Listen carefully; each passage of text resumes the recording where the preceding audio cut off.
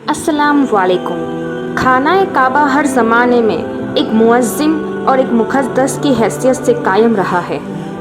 خواہ وہ اسلام سے قبل تک کا زمانہ ہو یا اسلام کے بعد کا، کعبہ شریف کی عزت، عظمت اور احترام میں کبھی بھی کسی بھی چیز کی کمی نہیں آئی۔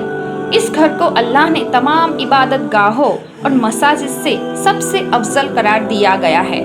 روزانہ ہزاروں لوگ 24 گھنٹے خانہ کعبہ کا طواف کرتے ہیں اور آج کروڑوں مسلمان اس مقام کو اپنا قبلہ تسلیم کرتے ہوئے اس کی جانب رخ کرتے ہوئے 5 وقت کی نماز ادا کرتے ہیں۔ کعبہ کی یہ احمد کسی بندے کی دی ہوئی نہیں بلکہ اللہ تبارک و تعالیٰ کی عطا کی ہوئی ہے۔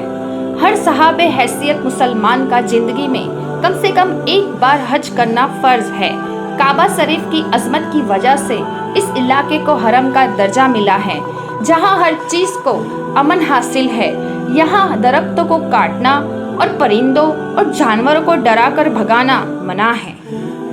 تاریخ کے اوراق کو پلٹنے سے یہ پتہ چلتا ہے کہ خانہ کعبہ کو 1000 سالوں میں کئی مرتبہ اٹھایا گیا اور کئی مرتبہ اسے حسب نو تعمیر کیا گیا۔ بہت سارے پیغمبروں کا خانہ کعبہ سے تاریخی تعلق تھا۔ خانہ کعبہ کے ابتدائی مطابق مشہور روایت ہے کہ اللہ نے آدم علیہ السلام کی پیدائش کے ہزاروں سال پہلے ہی اپنے عرش کے نیچے ایک گھر بنایا۔ اس کے 4 ستون تھے جو زمرد کے بنے ہوئے تھے۔ اس گھر کا نام زراق تھا۔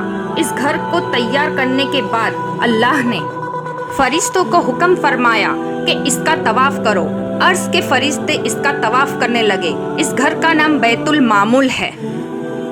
پھر اللہ نے ان فرشتوں کو زمین پر بھیجا اور ان کو حکم دیا کہ بیت المعمور کے نیچے زمین پر بھی ایک اور گھر تیار کرو۔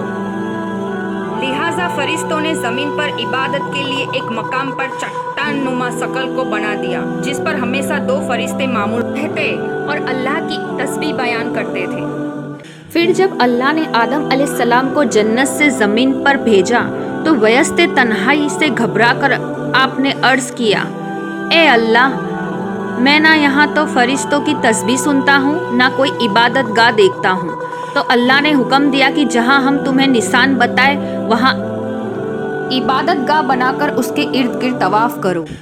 اور پھر جبرائیل علیہ السلام نازل ہوئے اور آدم علیہ السلام کو اس مقام پر لے گئے جہاں فرشتوں نے وہ چٹان بنایا تھا۔ جبرائیل علیہ السلام نے اپنا پر مار کر 7 زمین پر بنیاد ڈال دی، جس کو فرشتوں نے 5 پہاڑوں پر بھر دیا۔ کوہ لبنان، کوہ طور، کوہ زودی، کوہ حرا، کوہ ریتا اس میں شامل ہے۔ بنیاد بھر کر چاروں طرف دیواریں بھر دی گئی اور اس طرف رک کر آدم علیہ السلام اور اماں حوا نماز پڑھنے لگے اور وہ اس گھر کا طواف بھی کیا کرتے تھے۔ حضرت آدم علیہ السلام کی اولادوں کے درمیان جب نا اتفاقی پیدا ہوئی تو بنی قابل نے ایک وقت بیت اللہ کو عدید نقصان پہنچایا۔ لہٰذا آدم علیہ السلام کے جانشین اور ان کے بیٹے حضرت شیش علیہ السلام نے کعبہ شریف کی دوسری مرتبہ مرمت کروائی۔ وقت گزرا اور اس زمین پر عظیم سیلاب آیا جسے طوفان نوح کے نام سے یاد کیا جاتا ہے۔ روایت ہے کہ طوفان نوح کے وقت خانہ کعبہ کو آسمان پر اٹھا لیا گیا تھا۔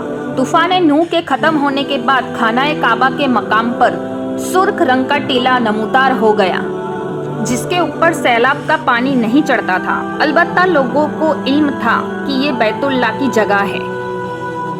طوفان نوح کے بعد ریت اور مٹی کا ٹیلہ لوگوں کی عقیدت کا مرکز بن گیا۔ مظلوم اور بیمار لوگ یہاں آتے اور اپنی پریشانیوں کے چھٹکارے کے لیے دعا کرتے۔ یہ عمل یوں ہی لمبے عرصے تک چلتا رہا، یہاں تک کہ اللہ نے ابراہیم علیہ السلام کو معبود بنایا۔ اللہ نے ابراہیم علیہ السلام کو بیت اللہ تعمیر کرنے کا حکم دیا۔ آپ علیہ السلام مکہ پہنچے۔ یہاں نہ کوئی عمارت تھی، نہ پانی تھا، نہ کوئی درخت تھا۔ یہاں درختوں کے نام پر صرف ببول کی جھاڑیاں تھیں۔ حضرت ابراہیم کو حضرت جبرائیل نے اس جگہ کی نشانی کروائی جہاں کعبہ شریف موجود تھا۔ لہٰذا ابراہیم علیہ السلام نے اپنے بیٹے اسماعیل علیہ السلام کے ساتھ تعمیر کے کام میں لگ گئے۔ اسماعیل علیہ السلام کندھے پر پتھر لاتے تھے اور ابراہیم علیہ السلام ایک کے بعد ایک پتھر رکھتے جاتے تھے۔ जब तामीर जरा बुलंद हुई तो हजरत इस्माइल एक पत्थर उठाकर लाए ताकि इब्राहिम अलैहिस्सलाम उस पर खड़े होकर तामीर करें।